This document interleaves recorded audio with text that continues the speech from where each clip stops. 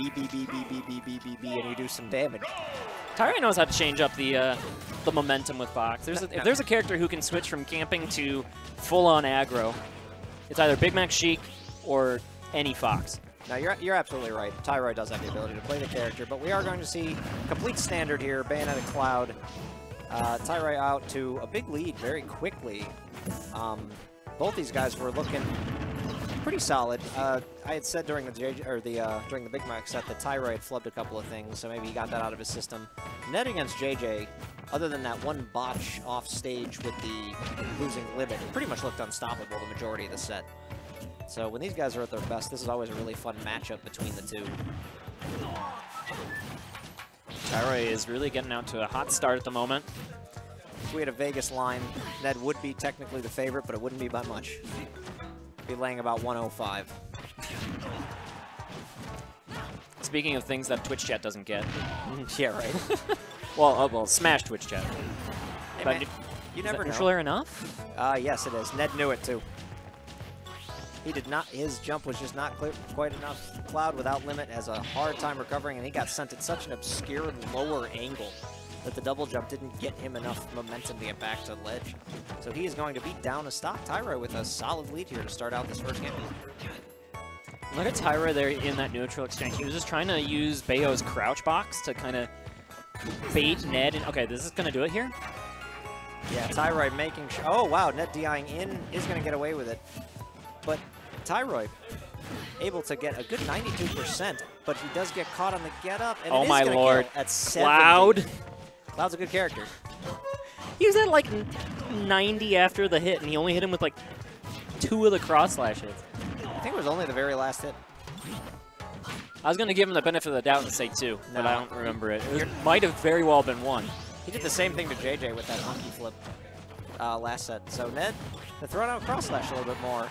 However, he has got a little bit of a mountain to climb here. Oh, Tyroy just barely missing ledge snap. It's 167% lead to the number, and Ned just is going to fail to recover there. And we are going to have game 2 with Tyroy up 1-0. I mean, I get how you could miss the ledge there. Like, you don't want to go too high. If you go even like a pixel or 2 too high, you get hit by the Bayo down tilt. So Ned's going to kind of forfeit that game. He was behind a ton. It would have taken a lot of effort to claw back into that. Sometimes you just, again, it's also a tactics kind of mentally reset for this game too. That is going to be on town and city.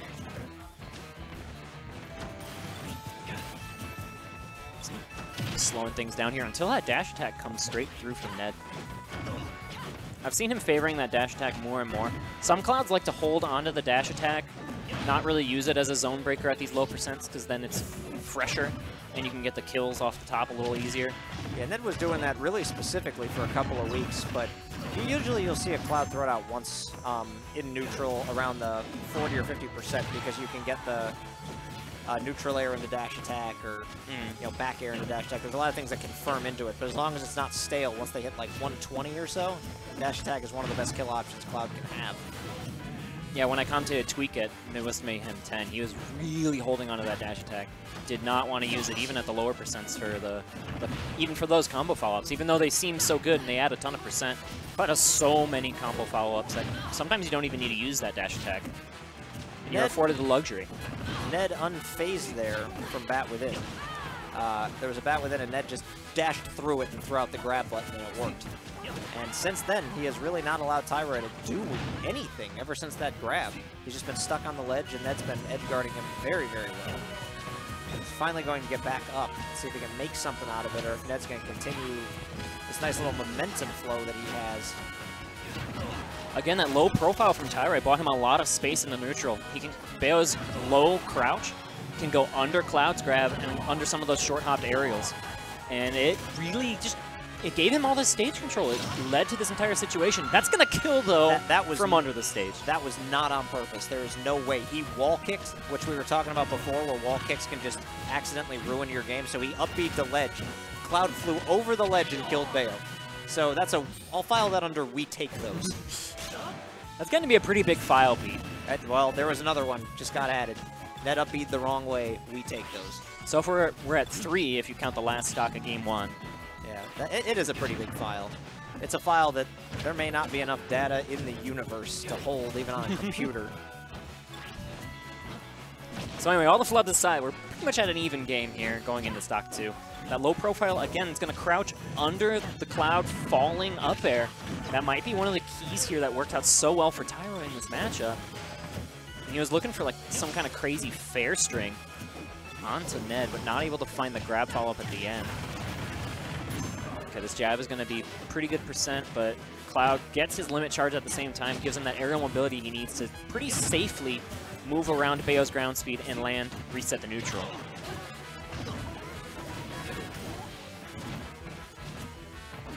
Tyroy looking to kind of, once again, just, oh, almost got carried away by the Town and City platform. Just that little bit, though. That's why I hate this damn stage. Tyroy had finally landed, and then the platform just like, oh, you thought you did, and now Ned just, he had stage control again. And that could have wound up as like a full stock. All right, back air spacing pretty well here for Ned. And just moving with Bayonetta, waiting for her to commit to an option. And the roll onto the stage gets punished too by the up air. This is Ned's stock to take at the moment. He's got Bayo where he wants him. That back air not enough though. All right, gonna jump back up. That's so good from Bayonetta where you do the jump get up into the afterburner kick to center stage. You have to commit pretty hard to beat that option. All right, Tyroy went for the up tilt. Ned gets the back air off the up tilt attempt. Both these guys being real patient, but Tyroy catches him with a side B. Can he make something out of it? Oh, but he wow! waited. What a wait there to get the extra forward airs off the stage. That was actually filthy dirty as an air dodge read. Wow. Fair one to do nothing. Fair one to oh my god, Bayo's hitting me. I got to air dodge out of this string. He wouldn't. That's why Tyroy did it. He knew that he wouldn't kill Ned with the first fair, so he didn't keep doing fair 1, 2, 3. Because what's the point? Yeah, and Ned had two options. He could have nared Tyroy probably back on the stage, which is the most likely option to throw out from that spot, or he could air dodge. Tyroy banked on the air dodge, and it paid off. So he will have a 2-0 lead. Go back to Town and City game 3.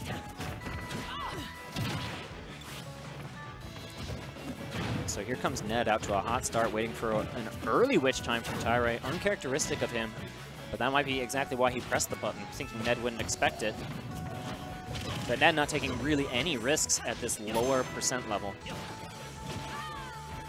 Going in, 85 already on the board, but maybe going a little too deep there. This is Bayonetta. I don't know what he was really looking to get by dropping that low. Instead, he's going to lose his limit.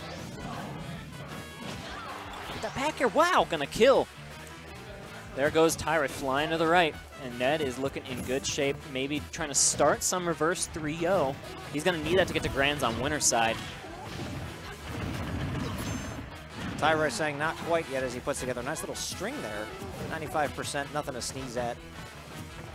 This is one of those stocks, though, that Tyroy doesn't need to put away, as it is in this game with 2 stock. It's a very frequent thing that will happen. Once you're down a stock, you have to put away the other guys. Usually before about the 50% marker, I'd imagine that your winning percentage goes so far down once you get to the point where, like, you have rage, but so does your opponent, and they can practically kill you. Rage mechanics so polarizing in this game. That's some Smash 4 sabermetrics I'd really love to see, is like win percent for player when they get like 10% extra credit, 20, 30, 40, 50, 60. That'd be a really interesting number to crunch. But I do not have the capacity to do that myself because I'm not very smart. Almost none of us have the capacity to do that because there's nothing that really keeps track of that as Ned. 88 after the back air. Cloud with Rage and Town and City and Cloud. I'm just going to reiterate Cloud. There's not much else I can say. That back air is a hell of a move. So we're going to get a game 4 after what was a very fast game 3. I think we each made 1 point and the game ended. Remember when Cloud came out and everyone was like, Cloud has no throw follow-ups. He's a bad character. He's like probably 20th with his bad recovery. And then here we are, down throw back air on the left side of Town and City, killing at 88 after the hit. What a world, Pete. What a world. Note I didn't say wonderful. Anyway, here we are, game 4. Battlefield going to be the choice. Usually we see Tyroy go to Dreamland, but maybe he's just feeling Battlefield here today. Maybe he just wants to live a little longer. And maybe it's also just because of the way Tyroy's been playing today. He hasn't gotten too many of those ladder of death combos. Yep. So he's probably just been focusing on sealing his stocks in other ways. Could be because he just died at 88% off of one Cloud back air who didn't even have max rage. Yeah, that'll do it too. Yeah, that'll put you on Battlefield next game. And it's still off to the hot start at the moment, though. Here comes Tyroy to answer back. He does get the second connection. Oh, What? Ned reversed it with the up air. Hello, Cloud. How are you today? I expected someone to die. You know, every time that happens, someone's going to die. Just don't know who. Yeah, that's the downside to the Bayo combos, is that if you whiff them, you put yourself in a position where you could just die. And if your opponent SDIs them well enough, same thing. The difficulty is how hard it is to actually get out of those combos. Cloud's limit must just fall fast enough that you can just do that SDI down, sneak under her, and while she's still in that witch twist animation, find the up air. Well, you know that Ned has labbed it a ton. He even knew the timing on when to throw out the up air to get the sweet spot to get the kill. That's got to be hard enough, just SDIing out of Bayo combos, but knowing when to throw that out. Tyroy gonna re-grab the ledge, get punished for it with the dash attack. That's one of those things that, like, if Tyroy had one big improvement on his game that I'd like to see, and specifically against Cloud, it would be being able to edgeguard Clouds when they have no limit. Because I've seen he goes for like back airs and stuff. He's missed some 2 frames. He needs to find the best, most efficient way to go about it. Ned's looking to find another 2-stock here. Don't forget, it would be a statement. Gets limit, burns limit immediately. Not quite enough to kill, even though he had max rage. I like the idea. It was really just kind of like a momentum changer. Like, you would never see Ned burn his limit that quickly. It was just completely swing the momentum into a Game 5 if that took the stock. But instead, here we have Tyroy hanging in there in Game 4. Well, limit cross slash does a ton of damage, and I think at over 160% of the time, he had to expect that he wasn't going to live and retain limit the rest of the game. So I'm perfectly fine with just making sure that the opponent has the damage. Put them at death percentage. You are Cloud. You have plenty of kill options. And this is obviously still a very scary spot for Tyroy, getting that limit burned that quick. Obviously, Ned has limit again. Knew he would get limit once, maybe another time, even in this life. So he will have those resources to try and take this Tyroy stock. But, okay, he doesn't even need it. That down air sweet spot's so strong. Yeah. Even with the good DI from Tyroy, he's going to die. That kills sometimes even earlier than it should. That move is incredibly powerful. So we are going to have a Game 5. Ned lost 2 fairly close grindy games and then kind of clobbered Tyroy for 2 games back and forth. So now we're going to have a Game 5 that we all deserve. 1 and 2, winner goes to Winners Finals. Grand Finals, this is Winners Finals. Loser goes back down to Losers Finals and we'll have to fight... I believe it's Dan and JJ? Dan came up to get paid, so I think it's probably Big Mac and JJ. But It's going to be some combination of those people unless the upset was made. Anywho, we're back on Smashville for the final game of this set. Game 5, debatably the most balanced stage in the game. Can't complain. Characters that are mostly considered largely 1 and 2 in the game. Players that are considered 1 and 2 in Chicago. None of this is all that surprising. Let's see if Tyroy can regain the momentum or if Ned can complete the reverse 3-0 here in this Game 5. All right, Tyroy going to break out of the corner here, and this is a lot of damage coming right in. 60 unanswered % so far, and able to get the grab off of that forward tilt. You know, if there was a move that many Bayonettas didn't like before, it was that forward tilt. They thought it just wasn't really useful for a long time, but now it's come through where you can do a forward tilt 1, 2 different follow-ups. And Bayo has a lot of moves like that where you can choose how many times you do it, once, twice, 3 times, etc. And you can, and players are mixing up like that, reading a defensive option out of those multi-hit moves. And it's really effective, even when you're not finding witch twist combos out of it. Yeah, it's become incredibly effective as well in Bayo Dittos, which obviously we don't have right now, but you'll see your fair share of Bayonetta Dittos. And Tyroy's used that pretty effectively himself in matchups against guys like Salem and Captain Zach, who he's beaten in the past. Yeah, with that you can bait some witch time, or I'm sorry, not witch time, some bat withins out of that, and then get an even stronger punish out of that because it does leave Bayonetta in some lag. and moving at a very predictable, in a predictable direction. Like her momentum stays going in whichever direction she was going with the roll. But this isn't a Bayonetta, this is Cloud Bayo. And it has slowed down considerably since Tyroy has put up this 133%. Big numbers. Yeah, big numbers, but neither one of these guys have really been able to get a beat on each other. And one thing I will say, just from the experience of commentating these matches, is that when these guys both slow down and nobody gets a hit for 30 to 40 seconds at a time, Ned's winning percentage very likely skyrockets. He always seems to be the guy who gets the first hit after that, like, big lull where there's a dry spell for both players. Tyroy's gotten really good at spacing them and walking around and not getting hit for longer, but he always seems to be the one who gets hit first in between the two of them. But this down tilt could lead to something, but that's Ned DIing away. But he's going to pay the price for the back air. Ned was trying to space out with that neutral air. It's just such a good get-off-me move if you can drift in the right way, but Tyroy was right on him, able to get that back air in. Tyroy waited 90 seconds for that move. He baited that move for a full minute and a half until he could get just the quick short hop back air. He knew what he wanted, and he had to wait for Ned to put himself in a position because Ned, while very movement-based as a player, never really stops moving. So I guess the theory there would be at some point in time, he's going to have to go where I want him. Oh, this taxi platform is not where Tyroy wants to die right now. He doesn't want to find a way back onto the platform, the base platform. It can be really scary when you just get knocked off stage and you land on that taxi platform because Cloud can just come up and, you know, cross slash whenever, or he can just go for up air or back air. And it's really hard to do anything about those moves, even as Bayonetta. Yeah. And now Tyroy is off stage, but he does still have the stock lead. This is an edge guard that he would really, really kind of needs to complete here. All important game 5 between these two guys. Ned having a little bit of difficulty finishing off Tyroy. And he mistimed that second back air. The second one was definitely something he wanted to come out, and he had caught Tyroy with it too, and that little bit of a missed input. From then to now, there was only about 10% damage done, but he is at 72%.